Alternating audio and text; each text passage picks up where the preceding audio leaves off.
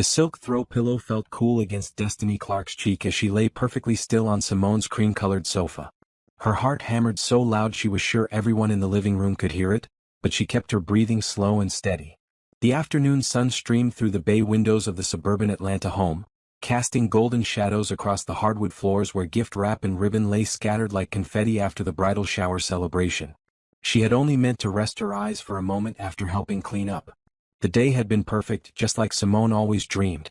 Pink and gold decorations hung from every corner, the smell of her mama's famous pound cake still lingered in the air, and laughter had filled every room of the house for hours. Destiny's feet ached from running around in her heels, making sure every detail was just right for her best friend's special day. But now, lying there with her eyes closed, pretending to sleep, she wished she had never heard the conversation that was about to change everything.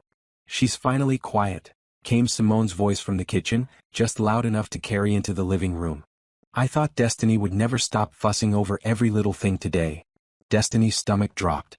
She and Simone had been inseparable since they were 7 years old, growing up just 2 houses apart on Peachtree Street. They had shared everything, first days of school, teenage heartbreaks, college struggles, and now this wedding planning that had consumed the last 8 months of their lives. "Girl, you know how she is," replied Candace, Simone's cousin who had been helping coordinate the wedding. "Always trying to be the perfect friend, the perfect daughter, the perfect everything. It's exhausting just watching her." The words hit Destiny like a slap. She had spent the entire day making sure Simone felt loved and celebrated. She had organized the shower, coordinated with 23 guests, baked 3 dozen cupcakes from scratch, and even drove 2 hours to pick up the custom decorations when the delivery fell through. "I love her, I really do," Simone continued, and Destiny held her breath, hoping this was leading somewhere better. "But sometimes I feel like I can't breathe around her anymore. She's been planning this wedding like it's her own. Did you see how she practically took over when my cousin brought those yellow flowers instead of the peach ones?" Candace agreed. "And the way she kept checking her little notebook every 5 minutes, making sure everything was exactly how you wanted it. Like, relax girl, it's just a shower." Destiny's eyes burned behind her closed lids. That little notebook had taken her weeks to put together. She had written down every detail Simone had mentioned wanting, from the specific shade of pink napkins to the playlist of songs from their high school days. She thought she was being helpful, being the best maid of honor she could be. "The thing is," Simone's voice dropped lower, and Destiny had to strain to hear, "I don't even know if I want her as my maid of honor anymore." The words hit Destiny's chest like a physical blow. She bit down on her tongue to keep from gasping out loud. "What do you mean?" Candace asked. "I mean, look at today. She turned my shower into her own personal production. Every conversation she was right there. Every photo she made sure she was in the perfect spot. It's supposed to be about me, but somehow it became the Destiny show again." "Again?" "It's always been like this. Even in high school, remember homecoming senior year? I was so excited about finally being nominated for court, and she spent the whole night telling everyone about her college applications and her scholarship interviews. She didn't even realize she was stealing my moment." Destiny remembered that night completely differently. She had been so proud of Simone for making homecoming court that she wanted everyone to know how amazing her best friend was. And yes, she had talked about college that night, but only because people kept asking her about her plans after someone mentioned her grades. "So what are you going to do?" Candace asked. There was a long pause, and Destiny could hear her own heartbeat in her ears. "I'm thinking about asking my sister to be my maid of honor instead," Simone finally said. "She lives in California, so she hasn't been able to help with much, but maybe that's better. She won't try to take over everything." "But what about Destiny? Y'all have been best friends forever." "I know, and that's what makes this so hard. But I want my wedding day to actually be about me and David, not about managing Destiny's feelings and making sure she doesn't overwhelm everyone with her perfectionist thing." Destiny felt tears sliding down her cheeks onto the pillow. She wanted to jump up, to defend herself, to ask Simone why she never said any of this to her face. Instead, she lay frozen, listening to her entire friendship crumble in real time. "When would you tell her?" Candace asked. "I was thinking maybe next week. After she gets over the high of today being perfect." Simone used air quotes around the word perfect, and Destiny could hear the eye roll in her voice. "I just need to figure out how to do it without completely destroying her." "That's going to be rough. She's been posting about being your maid of honor for months. All those pictures of y'all wedding dress shopping, the bachelorette party planning." I know. But I can't keep pretending everything is fine when it's not." This is my wedding and I deserve to have the day I actually want, not the day Destiny thinks I should want. Footsteps moved across the kitchen floor, and Destiny heard the refrigerator open and close. Plus, Simone continued, there's something else I haven't told you. What? David mentioned that at the engagement party last month, Destiny cornered his college roommate for like an hour, asking him all these personal questions about his job and his family. The poor guy looked so uncomfortable, but she just kept going. David said it was embarrassing. Oh no. Right? And that's not even the worst part. She gave him her business card and told him she was always networking for new opportunities. At my engagement party. Like, could you not turn my celebration into a job interview? Destiny's cheeks burned with shame. She remembered that conversation completely differently. David's roommate, Kevin, had seemed interested in her marketing work, and she thought they were having a nice professional chat. She had no idea anyone saw it as inappropriate or pushy. I just don't know who she's become, Simone said sadly. The Destiny I grew up with was fun and spontaneous. This version of her has to control every situation and make sure everyone knows how successful and put together she is.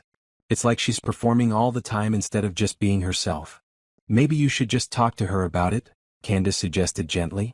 How do you tell your best friend that they're suffocating you? That their idea of helping feels like being managed? That you're tired of feeling like a supporting character in your own life when they're around? The questions hung in the air, and Destiny felt each one settle into her chest like a stone. She thought about all the times over the past months when she had jumped in to handle wedding details, assuming Simone would be grateful for the help. She thought about every conversation where she had offered advice or suggestions, believing she was being supportive. Had she really been that overwhelming? That controlling? Maybe start with small boundaries, Candace was saying. Like, tell her you want to handle the final dress fitting yourself, or that you want to write your own vows without her input. See, that's the thing. I shouldn't have to set boundaries with my best friend about my own wedding. She should just know. But she doesn't, and I don't think she ever will. The kitchen fell quiet except for the sound of dishes clinking in the sink. Destiny lay there, her body stiff with the effort of staying perfectly still, her mind racing through years of memories and wondering how many times she had missed the signs that she was being too much. I love her, Simone said again, and this time her voice sounded tired. But I need my wedding to feel like mine. And right now, it feels like I'm a guest at the event Destiny is throwing for me. More footsteps and then Candace's voice. Whatever you decide to do, you need to do it soon. The wedding's in 6 weeks, and if you're going to change your maid of honor, your sister's going to need time to get here for the dress fitting and rehearsal. I know. I'll figure something out. What about the bachelorette party? Destiny's been planning that for months. That's another problem. She booked us this whole weekend in Savannah with activities scheduled down to the hour. Wine tasting, historic tours, a fancy dinner reservation. Sounds exhausting. I just wanted to go to a spa and relax with my girls, but she said that was too basic for my bachelorette. Destiny remembered that conversation too. She had thought Simone seemed disappointed with the spa idea, so she had tried to plan something more special, more memorable. She had spent hours researching activities and making reservations, using her own credit card to hold everything because she wanted it to be her gift to Simone. You could still change it, Candace said. With what money? She already put deposits down on everything. And if I cancel now, I'll look like the ungrateful friend who didn't appreciate all her hard work. The irony wasn't lost on Destiny. Even Simone's complaints about her were wrapped up in gratitude and guilt. She had created a situation where Simone felt trapped by her generosity. This is such a mess, Simone sighed. It doesn't have to be. You just need to be honest with her. Easy for you to say. You don't have 21 years of friendship to potentially throw away. 21 years. Destiny could trace every year of it from the day 7-year-old Simone had moved in 2 doors down and they had spent the entire summer riding bikes and playing in the sprinkler in Destiny's backyard. First day of middle school when they both wore the same purple shirt by accident and decided they were meant to be best friends forever. High school graduation where they cried together about going to different colleges. Simone's father's funeral 3 years ago when Destiny had driven through the night to be there, holding her friend while she sobbed. All of that history, and now Simone was ready to demote her from maid of honor because she was too helpful, too involved, too much. I should probably go check on her, Simone said. Make sure she's comfortable on that couch. Panic shot through Destiny's body. She quickly adjusted her position slightly, making sure her breathing stayed deep and even. She heard footsteps approaching the living room. Destiny? Simone's voice was soft now, the frustrated edge gone. Girl, you can't sleep on this couch all day. Destiny made a small stirring sound, like she was just waking up, and slowly opened her eyes. Simone was standing beside the sofa, looking down at her with a gentle smile that made Destiny's heart ache. Hey, Destiny mumbled, stretching like she had been deeply asleep. How long was I out? About 20 minutes. You must have been more tired than you thought. 20 minutes. That's how long it had taken for her entire world to shift. Sorry, I didn't mean to crash your couch like that. I was just going to rest my eyes for a second. Destiny sat up, smoothing down her hair and hoping her face didn't show any trace of the tears she had shed. Don't apologize, you've been running around all day taking care of everyone else. You earned a nap. Simone's voice was warm and familiar, the same voice that had told Destiny secrets and shared dreams for over 2 decades. Did I miss anything exciting? Destiny asked, testing the waters. Nah, just boring cleanup stuff. Candace helped me put the gifts in the bedroom and I think we got most of the mess handled. The lies came so easily. Destiny wondered how many other conversations like the one she had just overheard had happened when she wasn't around to hear them. Good. Destiny stood up, suddenly needing to be anywhere but in this room where her friendship had just died. I should probably get going soon. I know you're tired and you probably want some time to decompress. You don't have to leave yet, Simone said, but there was something in her tone that suggested she wouldn't mind if Destiny did. No, it's fine. I have some work stuff to catch up on anyway. The lie felt bitter on her tongue, but she needed an excuse to escape before she broke down completely. Okay, if you're sure. But thank you again for everything today. The shower was absolutely perfect. Perfect? There was that word again. I'm just happy you had a good time, Destiny said, and meant it despite everything. You deserve to be celebrated. They hugged, and for a moment, Destiny let herself pretend that nothing had changed. Simone smelled like the vanilla perfume she had worn since college, and her arms felt the same as they always had. But now Destiny knew this might be one of their last hugs as best friends, and the knowledge made her want to hold on longer. I love you, girl, Simone said as they separated.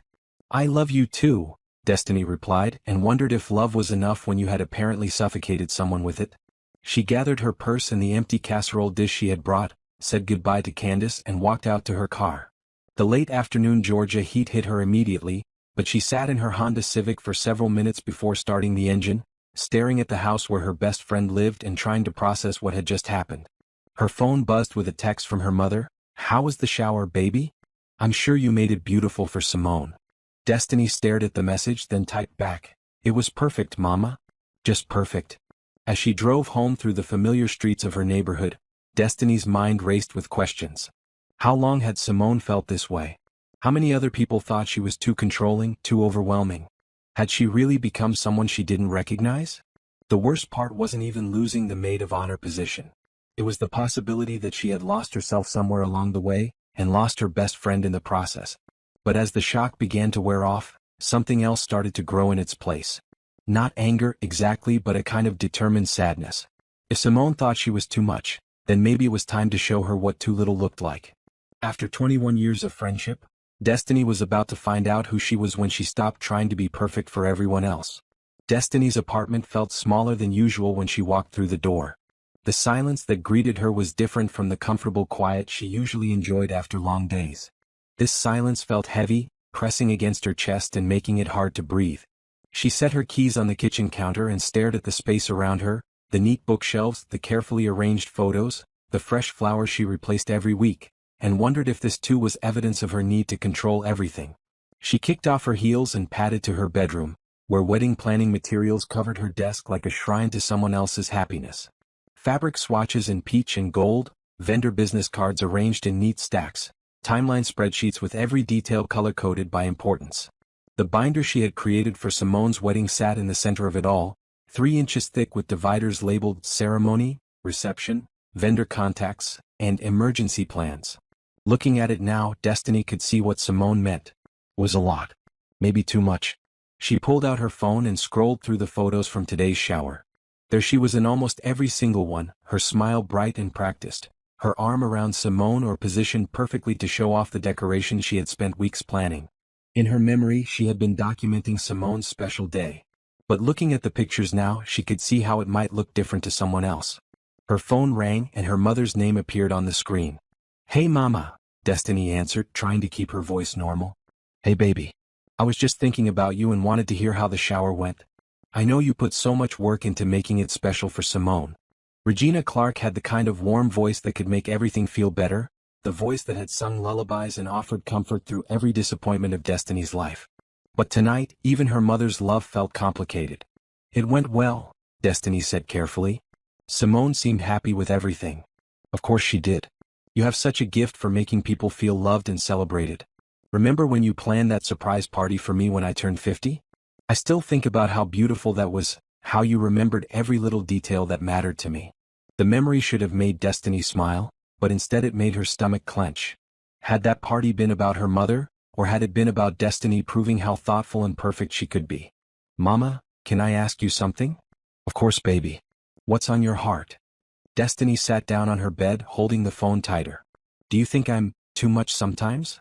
Too much what? Just too much. Too involved, too controlling, I don't know. Too everything.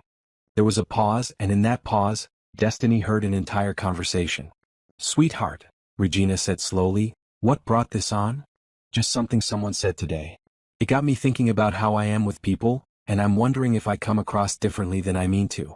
Who said something to you? Her mother's voice had that protective edge that Destiny remembered from childhood, when anyone dared to criticize her daughter. It doesn't matter who. I just want to know if you think I'm overwhelming sometimes. Another pause, longer this time. Destiny, you have the biggest heart of anyone I know. You love people by doing for them, by making sure they have everything they need and more. That's not a bad thing. But sometimes, baby, people need space to do things for themselves. To make their own mistakes, to have their own experiences without someone trying to make everything perfect for them. The words hit exactly where Destiny expected them to, confirming what she had already started to fear. So I am too much. You're not too much, you're just a lot of love in a small package. And some people don't know how to receive all that love without feeling overwhelmed by it. Destiny lay back on her bed, staring at the ceiling. How do you know when you're being helpful and when you're being controlling? That's a hard question, baby. I think it has to do with whether you're doing something because the other person asked you to, or because you think they need it. What if they need it but they're too polite to ask? Then you ask them if they want your help instead of just giving it. It sounded so simple when her mother said it, but Destiny thought about all the times she had jumped in to solve problems or make improvements without being asked. She had always thought she was being considerate, anticipating needs before they became urgent. Now she wondered if she had been steamrolling people with good intentions. Mama, do you remember Simone's engagement party last month? Of course. You looked beautiful in that blue dress. Do you remember me talking to David's friend Kevin? The tall young man? I remember you two chatting for a while. He seemed nice. Do you think I was inappropriate with him? Like too forward or pushy? Regina was quiet for a moment. Destiny, are you asking me this because someone told you that you were? Maybe. Baby, I watched you at that party and I saw you being your usual friendly self. You were asking questions about his work because that's what you do when you meet new people. You try to find common ground and make connections. That's not inappropriate, that's just being social. But what if he was uncomfortable and I didn't notice? Then that's on him to say something or step away from the conversation. You can't read minds and you can't be responsible for other people's comfort when you're just being polite. Destiny felt some of the tension in her chest loosen slightly. Her mother's perspective helped, but it didn't erase the knowledge that Simone and others saw her behavior as problematic. Mama, what if someone you love told you that the way you show love makes them feel suffocated? The question hung in the air between them, and Destiny could almost hear her mother's heart breaking a little. Oh, sweetheart. Did Simone say that to you? Destiny hadn't mentioned Simone by name, but of course her mother would know. Regina had watched the friendship grow from childhood, had hosted countless sleepovers and driven to countless events over the years. She probably knew better than anyone how deeply Destiny loved her best friend. Something like that. I'm sorry, baby. That must have hurt so much to hear. It did. It does. Destiny felt tears starting again. The thing is, Mama, I don't know how to love people differently. This is just who I am. I see something that needs doing and I do it. I see someone who could use help and I help them. I want the people I care about to have beautiful experiences, so I try to make things beautiful for them. And there's nothing wrong with any of that, Destiny. But maybe sometimes people want to make their own beautiful experiences, even if they're not as perfect as the ones you would create for them. So what am I supposed to do? Just stop caring? Stop helping? No, baby. You're supposed to ask before you help. You're supposed to listen when people tell you what they want, even if what they want is different from what you think they need. And what if what they want is for me to be less involved in their lives? Then you love them enough to give them that space even if it hurts. The words settled over Destiny like a blanket that was both comforting and suffocating. She understood what her mother was saying, but understanding and accepting were two different things. I think I need to make some changes, Destiny said quietly. What kind of changes? I think I need to step back from some things. Give people room to breathe. That might be wise, but don't lose yourself in the process. Don't become someone cold and distant just because someone told you that your warmth was too much. After they hung up, Destiny sat in her bedroom for a long time, thinking about the space between caring too much and not caring enough. She thought about all the relationships in her life and wondered how many other people felt suffocated by her attention. Her phone buzzed with a text from Simone. Thank you again for today. Everything was perfect. Can't wait for you to see the photos I took of all the decorations. Destiny stared at the message, seeing it now as a performance of gratitude rather than genuine appreciation. How many times had Simone thanked her for things she didn't actually want? How many times had Destiny mistaken politeness for enthusiasm? She typed back, "So glad you enjoyed it," and left it at that. No heart emojis, no detailed follow-up about specific moments from the day, no immediate suggestions for the next event they needed to plan. It felt strange to send such a short response, but it also felt like a small step toward becoming the kind of friend Simone apparently needed her to be. The next morning, Destiny woke up with a plan. She was going to give Simone exactly what she wanted: space. Not in a dramatic, passive-aggressive way, but in a genuine attempt to see if their friendship could survive with less intensity from her side. She started by removing all the wedding-related items from her kitchen table, where she had been keeping track of final details and countdown timelines. She put the thick planning binder in her closet out of sight. She deleted the wedding countdown app from her phone and removed the daily reminders she had set for various tasks. Instead of texting Simone her usual, "Good morning. Hope you have a beautiful day," message, she stayed quiet and waited to see if Simone would reach out first. By noon, her phone was silent. At work, she found herself paying attention to her interactions with colleagues in a new way. When her assistant mentioned being stressed about a presentation, Destiny's first instinct was to offer to help review it and provide feedback. Instead, she caught herself and simply said, "That sounds stressful. I hope it goes well." The assistant looked surprised by the lack of follow-up, but didn't push for more support. During a team meeting, when someone mentioned struggling with a client proposal, Destiny bit back her usual flood of suggestions and resources. She sat quietly, letting others offer input, watching how the conversation flowed without her immediate attempts to solve the problem. It felt unnatural, like holding her breath or walking backwards. Every instinct told her to jump in, to help, to fix, to improve. But she was learning to recognize the difference between what felt natural to her and what might actually be welcome to others. By Wednesday, she still hadn't heard from Simone. This was unusual. They typically texted several times throughout the week, sharing work stories or random thoughts or photos of things that reminded them of each other. The silence felt loud and strange. Destiny found herself checking her phone constantly, wondering if she had somehow missed a message. She drafted several texts to Simone throughout the day but deleted each one before sending it. This was what space looked like, she reminded herself. This was what Simone had asked for, even if she hadn't asked directly. On Thursday evening, she ran into Simone's mother at the grocery store. "Destiny?" Mrs. Roberts called out from the produce section, waving enthusiastically. "I was just thinking about you. That shower you threw for Simone was absolutely beautiful. She hasn't stopped talking about how perfect everything was." "Thank you, Mrs. Roberts. I'm just glad she had a good time." "A good time?" Honey, she was glowing. "She said you thought of every little detail, from the music to the decorations to the food. That girl is so lucky to have a friend like you." Destiny smiled politely, but inside she felt confused. If Simone had been telling her mother how wonderful everything was, why had she been complaining about Destiny's involvement to her cousin?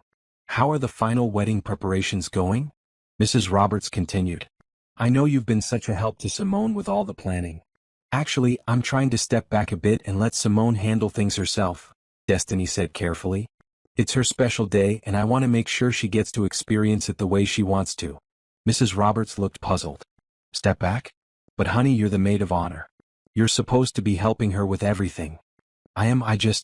I think she needs some space to make her own decisions without me being so involved." "That doesn't sound like Simone at all." That girl has been relying on you for everything since you were children. Remember when she was too shy to order her own food at restaurants? You always had to do it for her. The memory hit Destiny unexpectedly. She had forgotten about Simone's childhood shyness, how she used to hide behind Destiny in social situations and depend on her to be the brave one, the outgoing one, the one who made things happen. People change, Destiny said softly. Well, I suppose they do. But I hope you two aren't having any problems. You've been like family to us for so long. No problems, Mrs. Roberts. Just giving each other some space. As Destiny drove home with her groceries, she thought about what Mrs. Roberts had said about Simone's shyness. When had that changed? When had Simone become confident enough to not need Destiny's help with everything? Maybe that was part of the problem. Maybe Destiny had continued offering help long after Simone had grown past needing it, and neither of them had recognized the shift. That night, she looked through old photos on her phone, scrolling back through years of friendship. There was middle school Simone, awkward and uncertain, always slightly behind Destiny in pictures. High school Simone, prettier but still deferring to Destiny's confidence in social situations. College Simone, growing into herself but still calling Destiny for advice about everything from boys to course selections.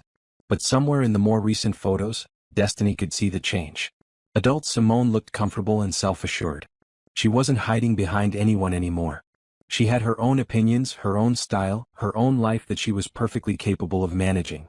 The realization was both heartbreaking and liberating. Her best friend had grown up, had become the confident, capable woman she was meant to be. But Destiny had kept treating her like the shy 7-year-old who needed someone else to speak up for her. No wonder Simone felt suffocated. Destiny had been loving the person Simone used to be instead of the person she had become. Friday afternoon brought the kind of Atlanta thunderstorm that made the whole city slow down and pay attention. Destiny sat at her office window, watching rain streak down the glass and thinking about how quiet her phone had been all week. No texts from Simone, no wedding-related emergencies, no casual check-ins that had been such a constant part of their friendship that she had never noticed them until they stopped. This was what space looked like, apparently. Empty and echoing and strangely lonely. Her coworker Jasmine knocked on her cubicle wall, holding 2 cups of coffee from the break room. "You look like you need this," she said, offering one of the cups. "Thanks." Destiny accepted the coffee gratefully. "Long week. Want to talk about it? You've been pretty quiet lately, which is not like you at all." Jasmine was right. Destiny was usually the one initiating conversations, asking about people's weekends, remembering birthdays and work anniversaries. This week she had been polite but distant, speaking when spoken to but not driving the social energy of their small marketing team the way she normally did. "Just processing some things," Destiny said. "Sometimes you realize you need to change how you interact with people." "What do you mean?" Destiny hesitated. She hadn't told anyone about what she'd overheard at the shower, hadn't even fully admitted to herself how much it had shaken her understanding of herself and her relationships. "I think I might be too involved in other people's lives sometimes," she said carefully. "Too helpful, too much." Jasmine raised an eyebrow. "Girl, you're the most thoughtful person I know. When my grandmother was sick last month, you brought me lunch every day for a week without me even asking. When Derek was stressed about his presentation to the board, you stayed late to help him practice. That's not being too much, that's being a good friend. But what if people feel obligated to accept help they don't actually want? What if they're too polite to tell me to back off? Then that's their problem for not being honest about what they need." It was similar to what her mother had said, but it didn't make Destiny feel any better. She was starting to realize that intent didn't always matter as much as impact, and the impact of her caring might not always be what she intended. "Has anyone ever told you that your help felt overwhelming?" Destiny asked. Jasmine considered the question seriously. "You know, my sister said something like that to me once. She told me I gave too much advice when she just wanted me to listen. It hurt my feelings at first, but then I realized she was right.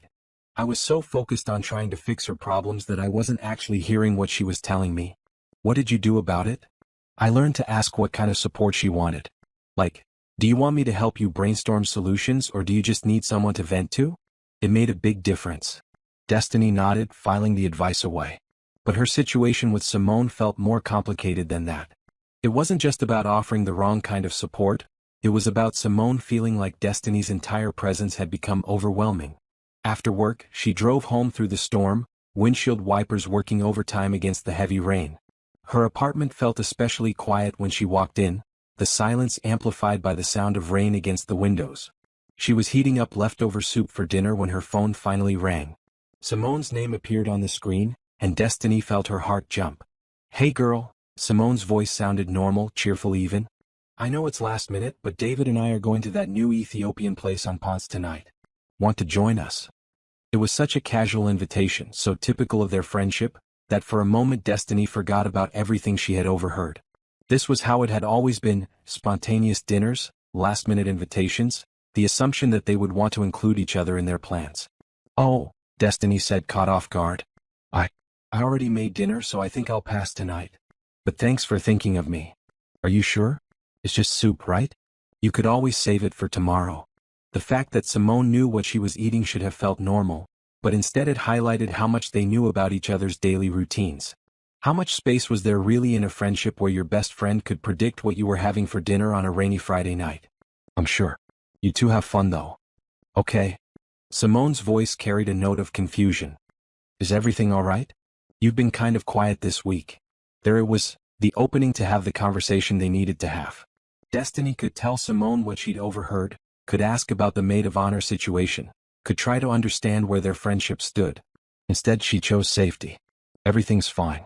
Just a busy week at work. I'm looking forward to a quiet night in." "All right if you're sure. I'll call you this weekend and we can catch up properly." After they hung up, Destiny sat at her kitchen table with her soup, wondering if she had just made things worse by being distant or if she was finally giving Simone the space she wanted. The line between giving someone space and withdrawing from the relationship entirely was thinner than she had expected. Saturday morning brought sunshine and the kind of clear skies that made Atlanta feel like paradise. Destiny's phone buzzed with a text from her mother. "Beautiful day for the farmer's market. Want to come with me?" Destiny had been going to the Grant Park Farmers Market with her mother almost every Saturday for the past 3 years. It was their tradition, their time to catch up and enjoy each other's company while picking out fresh vegetables and locally made honey. But today the invitation made her pause. Was this another example of her being too involved, too present in someone else's routine? Did her mother invite her because she genuinely wanted company, or because she felt obligated by their established pattern? She texted back, "I think I'll skip today, Mama. Enjoy the beautiful weather." Her phone rang immediately. "Destiny? What's wrong, baby?" "Nothing's wrong. I just thought maybe you'd like to go by yourself for once." "Why would I want to go by myself when I could go with my daughter?" "I don't know. Maybe you'd enjoy the freedom to browse at your own pace, talk to whoever you want without worrying about entertaining me." Regina was quiet for a moment. "Sweetheart, you don't entertain me. You're my companion. There's a difference." "How do you know the difference?" "Because when you entertain someone, you're performing for them. When you're someone's companion, you're just present. You're sharing the experience." "But what if my presence changes your experience? What if you would have different conversations or make different choices if I wasn't there?" "Of course my experience is different when you're there. That's the point. I like my experience better when I get to share it with you." Destiny felt tears prick her eyes. What if someone you loved told you that sharing experiences with you felt overwhelming to them? The silence stretched longer this time. "Is this about Simone?" Regina asked gently. "Maybe. Baby, come to the market with me. Let's talk about this in person." An hour later they were walking between vendor stalls, the morning sun warm on their faces and the smell of fresh peaches and homemade bread filling the air. Regina had linked her arm through Destiny's, a gesture so natural and familiar that it made Destiny's chest ache. "Tell me what's really going on," Regina said as they stopped at a booth selling local honey. Destiny found herself explaining everything: the conversation she'd overheard, Simone's complaints about feeling suffocated, the possibility of losing her maid of honor position, her own confusion about how to be a good friend without being too much. Regina listened without interrupting, occasionally squeezing Destiny's arm in support. When the story was finished, they walked in silence for a few minutes, processing the weight of it all. "I need to ask you something," Regina finally said. "And I want you to be completely honest with me." "Okay. Do you think Simone is right? Do you think you've been overwhelming her?" Destiny considered the question seriously. I think I've been loving her the way I wanted to be loved instead of the way she wanted to be loved. And maybe those aren't the same thing." "That's a very mature insight. But I don't know how to change it without changing who I am. Like, if caring too much is my problem, how do I care less without becoming someone cold and indifferent?" They stopped at a booth selling handmade jewelry, and Regina picked up a simple silver necklace, turning it over in her hands. "When you were little, Regina said. You used to follow me around the house constantly. Every room I went into, you were right behind me. If I was cooking, you wanted to help. If I was cleaning, you wanted to clean too. If I was reading, you wanted to sit in my lap and hear the story. Was I annoying? Sometimes, Regina admitted with a smile. Especially when I was trying to get things done quickly or have a few minutes to myself. But I realized that you weren't following me around because you wanted to control what I was doing. You were following me around because you wanted to be connected to me. What's the difference? The difference is motivation. Control comes from anxiety, from needing things to be a certain way to feel safe. Connection comes from love, from wanting to share experiences with the people who matter to you. Regina bought the silver necklace and handed it to Destiny. I think you need to figure out which one drives your behavior with Simone. Are you trying to control her experiences because you're anxious about something, or are you trying to connect with her because you love her? Destiny fastened the necklace around her neck, the silver cool against her skin. What if it's both? Then you need to address the anxiety part while protecting the love part. They walked toward the car, arms full of fresh vegetables and local bread. As they loaded everything into Regina's trunk, Destiny's phone buzzed with a text from Simone. Just had the most amazing breakfast at this little cafe in Virginia Highland. Made me think of you because they had those lavender scones you love. Hope you're having a good Saturday. The text was accompanied by a photo of a perfectly plated scone with clotted cream and jam. It was exactly the kind of thoughtful message that had always made their friendship feel special. Simone thinking of her during her own experiences, wanting to share small moments of joy. But now Destiny wondered, was this message genuine connection, or was Simone performing the friendship she thought Destiny expected?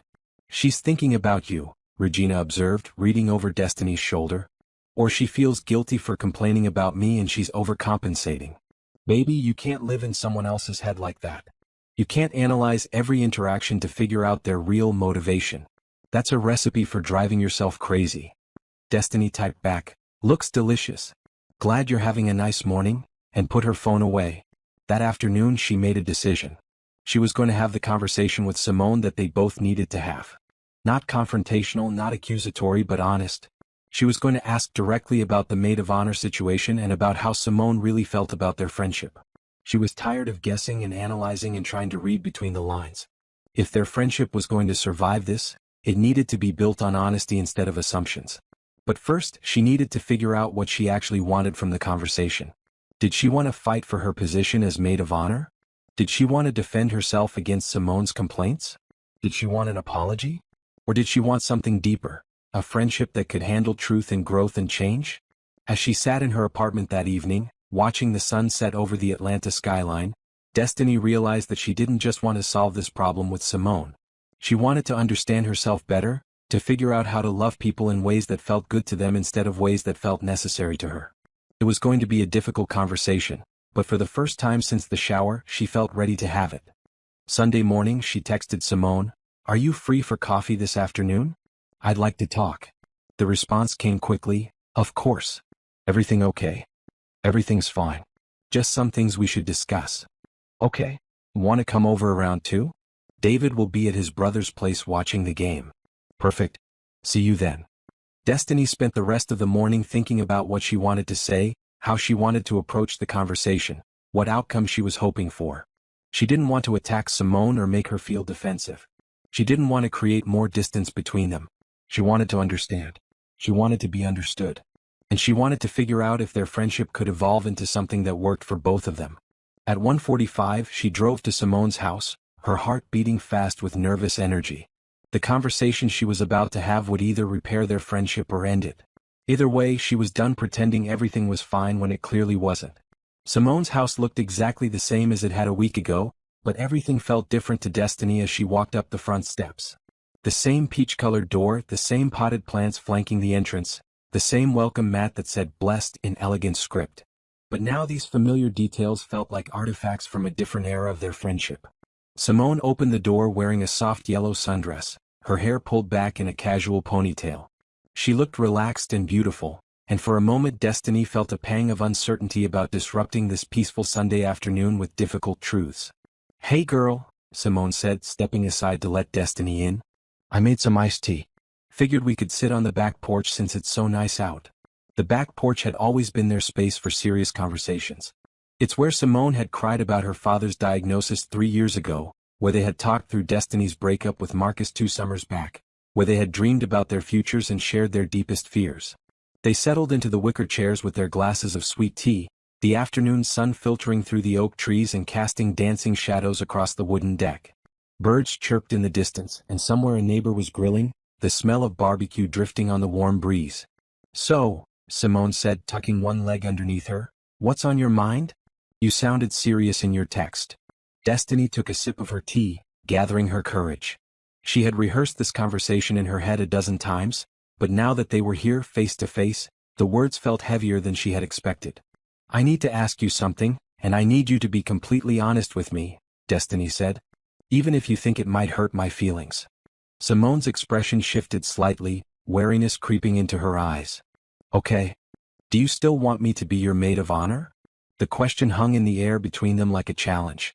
Simone's face went through several expressions: surprise, confusion, something that might have been guilt. "What kind of question is that? Of course I want you to be my maid of honor. Why would you even ask that?" "Because I overheard you talking to Candace at the shower last week." The words came out more bluntly than Destiny had intended, and she watched Simone's face change as the meaning sank in. First confusion, then realization, then something that looked like panic.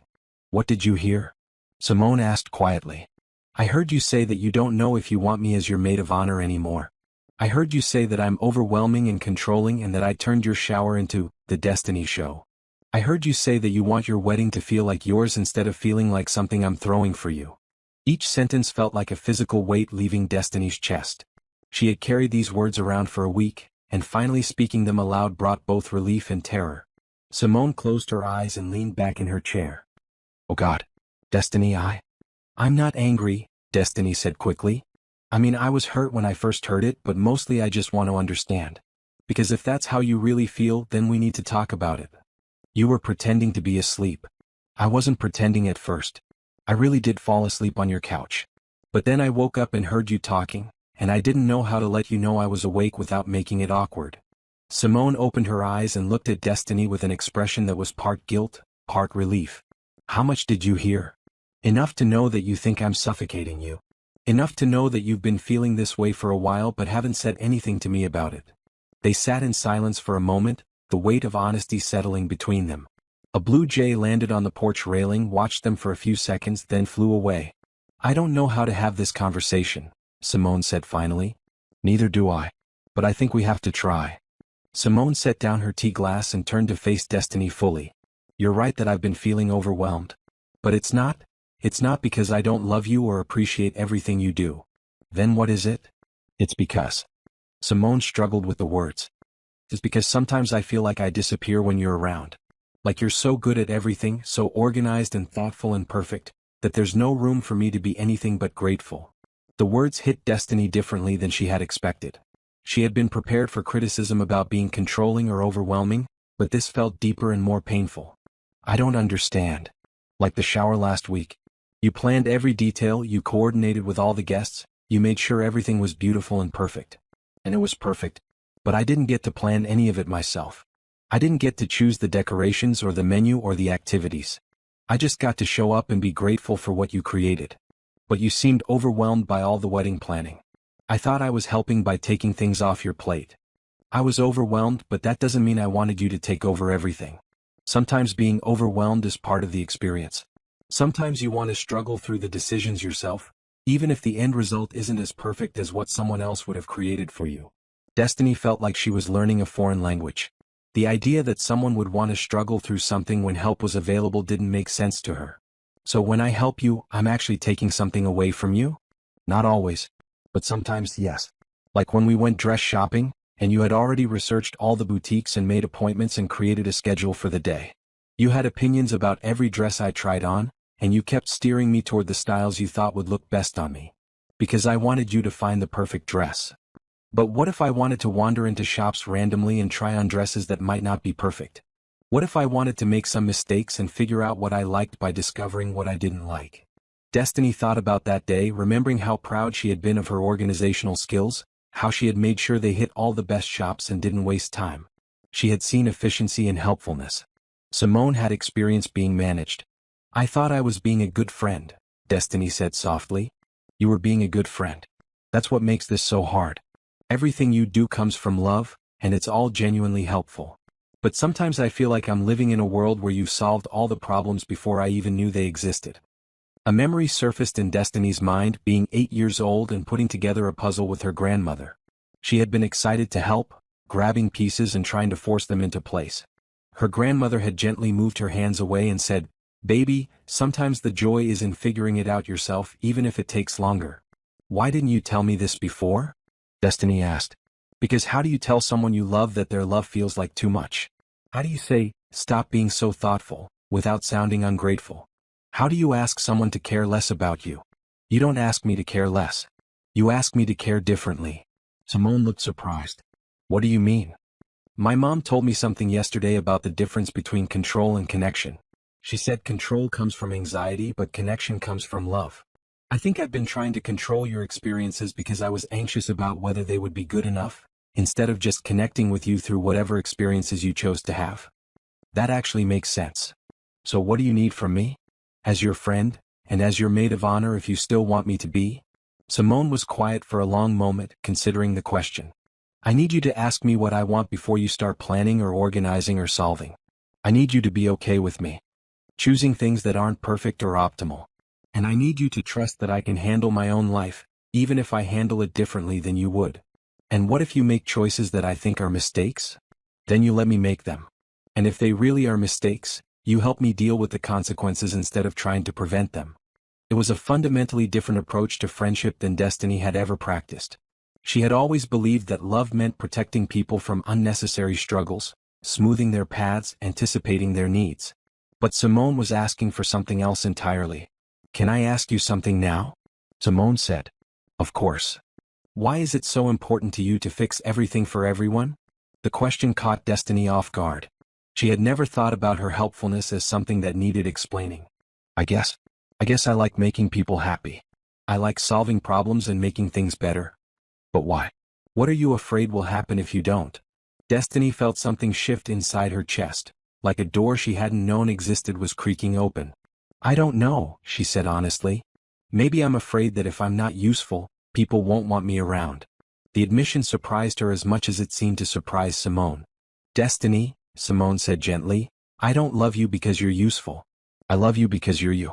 Because you're funny and loyal and you remember everyone's birthday and you cry at commercials and you sing along to the radio even though you can't carry a tune. But those aren't helpful things. So what? Love isn't just about being helpful. It's about being yourself with someone who accepts all of who you are." Destiny felt tears starting to fall and she didn't try to stop them. "I think I forgot how to just be myself without doing something for someone. Then maybe it's time to remember." They sat together as the afternoon sun shifted through the trees, both of them crying a little, both of them relieved to finally be having the conversation they should have had months ago. "I do want you to be my maid of honor," Simone said eventually. "But I want you to be my maid of honor, not my wedding coordinator. I want you standing next to me because you're my best friend, not because you planned the perfect day." "What does that look like practically?" "It looks like you asking me what I need instead of anticipating what I might need. It looks like you supporting the choices I make instead of trying to influence them. It looks like you being present with me instead of trying to manage everything around me." "And the bachelorette party?" Simone grimaced slightly. "Can we talk about that? Because I know you put a lot of work into planning it, but I was kind of hoping for something more low-key." "What did you have in mind?" "Honestly, I was thinking maybe just a spa day with a few of my closest friends. Nothing scheduled, no activities planned. Just relaxation and girl talk." A week ago, Destiny would have been hurt by this request. She would have seen it as a rejection of all her hard work and thoughtful planning. But now she could see it differently. "That sounds perfect," she said. "I'll cancel the Savannah reservations and look into spa options instead." "Actually," Simone said carefully, "could I maybe handle that part? I know you've already done so much, but I think I'd like to plan this one myself." It was a test, Destiny realized. A chance to show that she could really step back and let Simone take the lead. "Of course," Destiny said and meant it. "Just let me know what you need from me and I'll follow your lead." "Really? Really? I want to learn how to be the kind of friend you need me to be." Simone reached across the space between their chairs and took Destiny's hand. "I don't need you to be different. I just need you to trust me more. I can do that. And I need to do better at telling you what I want instead of just going along with whatever you suggest. Deal. As the sun began to set, painting the sky in shades of orange and pink, they talked about the wedding with a new kind of honesty. Simone shared what she actually wanted for her ceremony and reception, some of which was different from what they had been planning. Destiny listened without offering suggestions or improvements, just taking in her friend's vision and figuring out how to support it rather than enhance it. It felt strange and uncomfortable at first, like learning to write with her non-dominant hand. But gradually, Destiny began to see the beauty in Simone's choices, even the ones she wouldn't have made herself. "Thank you," Simone said as they were cleaning up their glasses. "For bringing this up, for having this conversation. I know it couldn't have been easy. Thank you for being honest with me. Even though it hurt to hear some of it, I needed to know. Are we okay?" Simone asked, and Destiny could hear the vulnerability in her voice. "We're better than okay. We're honest." Driving home that evening, Destiny felt lighter than she had in weeks. The friendship she had been afraid of losing had actually become stronger by being tested. She and Simone still had work to do, new patterns to establish, old habits to break. But for the first time in a long time, Destiny felt like she knew who she was supposed to be in this relationship. Not perfect, not indispensable, not always helpful. Just herself. And apparently that was enough. 3 weeks later, Destiny stood in the bride's dressing room at the historic Swan House, watching Simone put on her wedding dress for the final time. The morning light streamed through tall windows, casting everything in a golden glow that made Simone look like she was standing inside a fairy tale. "Can you help me with these buttons?" Simone asked, turning her back to Destiny. "Of course," Destiny replied, her fingers working carefully up the long row of tiny pearl buttons. "You look absolutely beautiful, Simone." "I feel beautiful," Simone said, and her voice carried a contentment that Destiny hadn't heard in months. "I feel like myself." The dress was the one Simone had chosen during their second shopping trip, the one where Destiny had kept her opinions to herself and let her friend discover what she truly wanted. It wasn't the dress Destiny would have picked, but seeing Simone in it now, radiant with confidence and joy, Destiny understood that her opinion had never been the one that mattered. "Nervous?" Destiny asked, smoothing the train of the dress. "A little. But good nervous, you know? Like butterflies instead of panic." Destiny did know. She had been feeling her own version of good nervous about today, excited to stand beside her best friend, but no longer anxious about every detail being perfect. Simone had planned a beautiful wedding that reflected her and David's personalities rather than Destiny's organizational skills, and it was going to be wonderful in ways that Destiny never could have orchestrated. The bachelorette party the weekend before had been exactly what Simone wanted, a peaceful day at a spa outside the city, with just 4 close friends talking and laughing and enjoying each other's company without any scheduled activities or elaborate plans. Destiny had brought a book and had been perfectly content to read by the pool while others got massages, participating when she felt like it and giving Simone space when she didn't. It had been the most relaxing bachelorette party Destiny had ever attended, precisely because she hadn't planned it. "Is my mom here yet?" Simone asked, checking her reflection in the full-length mirror. "She got here about 10 minutes ago. She's in the kitchen making sure the caterers have everything they need." Simone laughed. "Some things never change. She's probably reorganizing their entire setup." Actually, she looked pretty relaxed. "I think she's just excited to see you get married." A knock on the door interrupted them and Candace peeked her head in. "5 minutes until family photos," she announced. "Thank you," Simone called back, then turned to Destiny. "Are you ready for this?" "Are you?" "I really am. I know this sounds silly, but I feel like today is the first day of my life that's completely mine, you know? Like I chose everything about it, the dress, the flowers, the music, even the way I'm feeling right now. Does that make sense?" It made perfect sense to Destiny, even though it stung a little to realize how much of Simone's life had felt influenced by other people's choices. "It makes complete sense. And I'm honored to be part of a day that's so authentically you."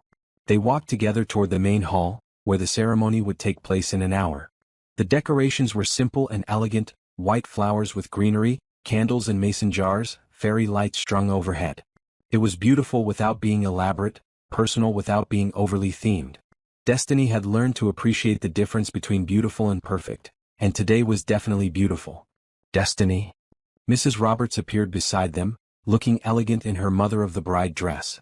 "Don't you look lovely? That shade of blue is perfect on you." "Thank you, Mrs. Roberts.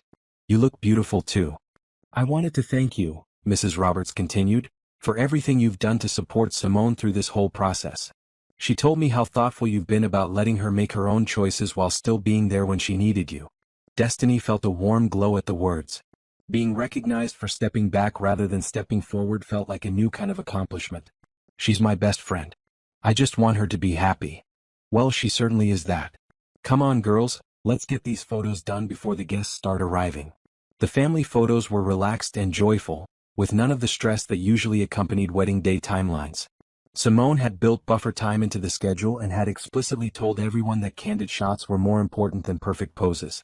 Destiny found herself actually enjoying the process instead of managing it, laughing at Simone's jokes and making silly faces when the photographer encouraged them to be natural. Now just the bride and maid of honor, the photographer called out. As they posed together, Simone whispered, "Thank you for fighting for our friendship. Thank you for helping me learn how to be a better friend. I love you, Destiny. Not because you're perfect, but because you're perfectly you. I love you too. And I'm proud of the woman you've become." The photographer captured the moment, two best friends, changed by honesty and strengthened by truth, ready to celebrate love in all its imperfect beauty. As guests began to arrive, Destiny took her position at the back of the ceremony space, watching Simone greet friends and family with genuine excitement. There was no frantic last-minute coordination, no emergency touch-ups or schedule adjustments. Everything was flowing naturally the way Simone had wanted it to. Pastor Davis approached Destiny with a warm smile. "Beautiful day for a wedding, isn't it?" "The most beautiful," Destiny agreed. Simone looked so happy. "She does indeed. And you look peaceful, child. I remember at your mother's anniversary party last year, you were running around making sure every detail was perfect. Today you seem more present." "I'm learning the difference between helping and controlling," Destiny said. "Turns out there's a lot more joy in just being present. That's wisdom worth celebrating." The ceremony itself was everything Simone had dreamed of: intimate, meaningful, filled with laughter and tears in equal measure. Destiny stood beside her best friend, holding her bouquet and witnessing the promises being made, feeling grateful to be exactly where she was without needing to be anywhere else. When David kissed his bride and they were pronounced husband and wife, Destiny cheered along with everyone else, her heart full of joy for their happiness rather than pride in her own contributions to the day. During the reception, she danced with friends, enjoyed the food she hadn't planned, and participated in conversations she wasn't facilitating. It was liberating to be a guest at the celebration rather than its coordinator. "You seem different tonight," Jasmine from work observed as they sat together during dinner. "Relaxed. I feel different. I'm learning how to just enjoy things instead of trying to improve them. That's a good lesson for all of us." Later, as the evening was winding down, Destiny found herself on the terrace with Simone, both of them kicked back in chairs with their shoes off and their hair slightly messed from dancing. "Best wedding ever," Simone declared, a glass of champagne in her hand. "It really was. Everything was perfect." "Not perfect," Simone corrected with a smile. "The flowers were a little wilted by the end. Uncle Jerome told that same embarrassing story about David in his speech, and my dress has a small tear from dancing. But it was real and it was ours and it was exactly what I wanted."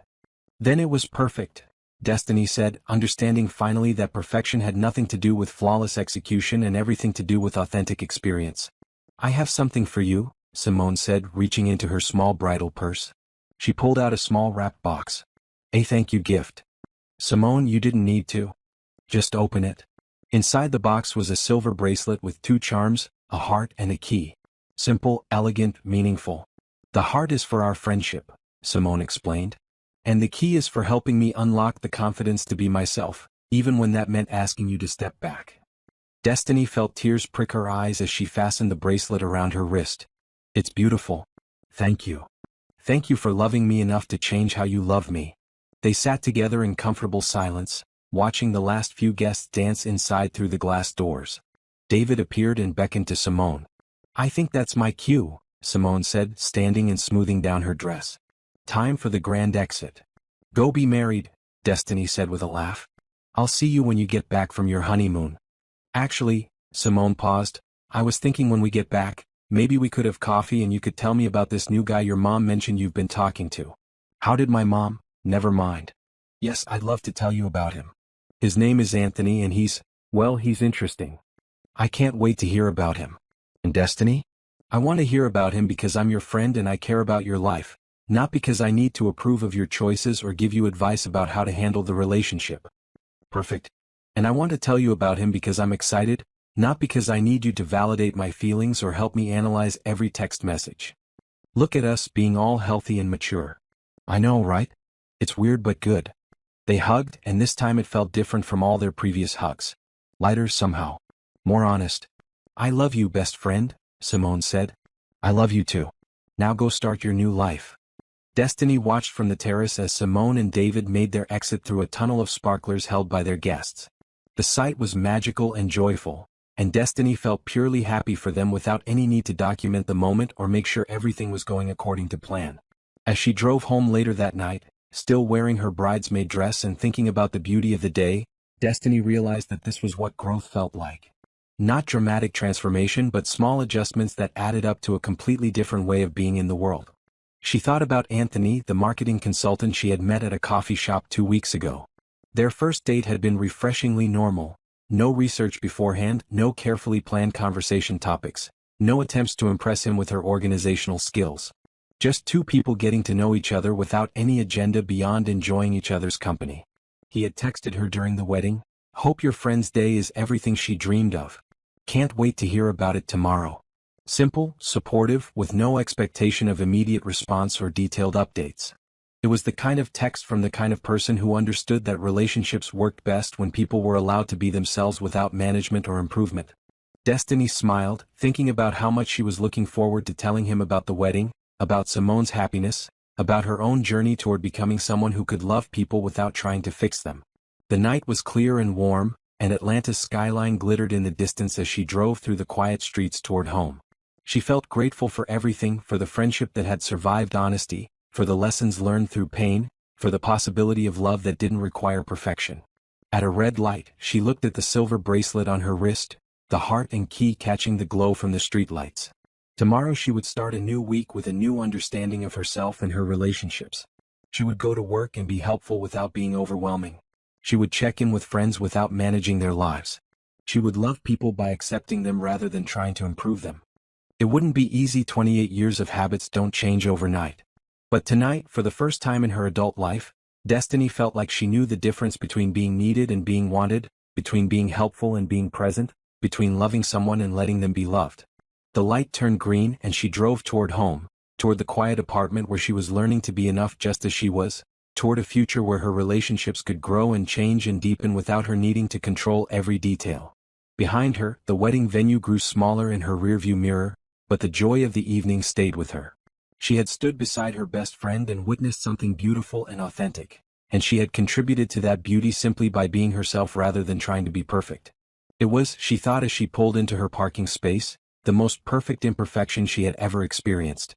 And as she walked up the stairs to her apartment, her phone buzzed with a text from Anthony. "Hope the wedding was magical. Looking forward to our coffee date tomorrow. I want to hear all about it."